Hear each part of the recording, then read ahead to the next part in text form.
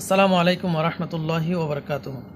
কোনো ব্যক্তি যদি গোসলের স্থানে দাঁড়িয়ে প্রথমে গোসল করে ফেলবে, কাপড় চোপড় শরীরের যখন ভিজে যাবে, তো যে স্থানে আমরা দাঁড়িয়ে গোসল করব, যেখানে গোসল করব সেখানের যদি পানি ফ্রেশ থাকে, পরিষ্কার থাকে, খাওয়ার মতো উপযোগী হয়, তাহলে সেখান থেকে আমরা 3 পরিমাণ বা 3 ডুবে পরিমাণ পানি নিব।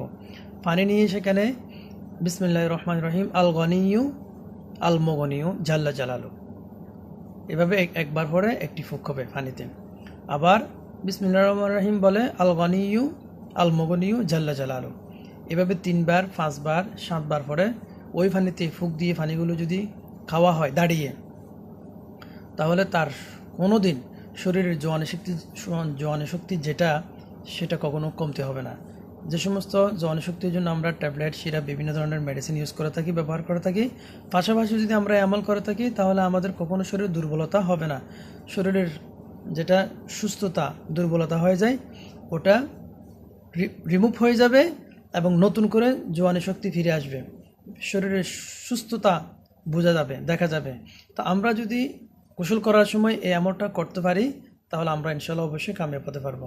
আর সেটা যদি বাথরুমও হয়ে থাকে, বাথরুমে গোসল করে থাকি, তাহলে আমরা মনে মনে খেয়াল করে এটা কল্পনা করে এটা পড়ব, যেন মুখ দিয়ে আওয়াজ বের না হয়। অন্য অন্য জায়গায় যদি হয়, তাহলে এটা পুকুরে এবং গোসলের শুধু স্থানে, কোনো বাথরুম হবে না, তাহলে সেখানে আওয়াজ করে ফিস করে পড়া যাবে। তো যদি গোসল করা হয়, বাথরুম হয়, তাহলে সেখানে ফিস করে আওয়াজ করে পড়া যাবে না, শুধু মনে মনে স্মরণ করে নিয়ত করে এটা পড়া যাবে। তো আমরা যদি এটা করে থাকি, আমলটা করে থাকি, ইনশাআল্লাহ আজিজ আমরা অবশ্যই কামিয়াব হতে পারবো।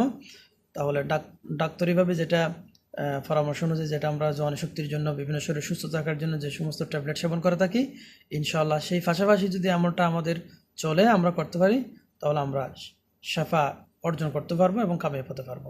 তো যে কথাগুলো বলেছি সবার জন্য, আমল করার জন্য এবং আমরা সুস্থ থাকার জন্য, এবং একজন মানুষ যদি সুস্থ থাকে, আমল করতে ভালো লাগে, খাইতে ভালো লাগে, ঘুমাইতে ভালো লাগে, চলতে ফিরতে সব কিছু দিক দিয়ে শান্তি লাগে। তো শান্তির জন্য এই আমলটা অবশ্যই করবেন। আল্লাহ তাআলা সবাইকে বুঝে শুনে আমল করার তৌফিক দান করুক, আমিন। আসসালামু আলাইকুম ওয়া রাহমাতুল্লাহি ওয়া বারাকাতুহু।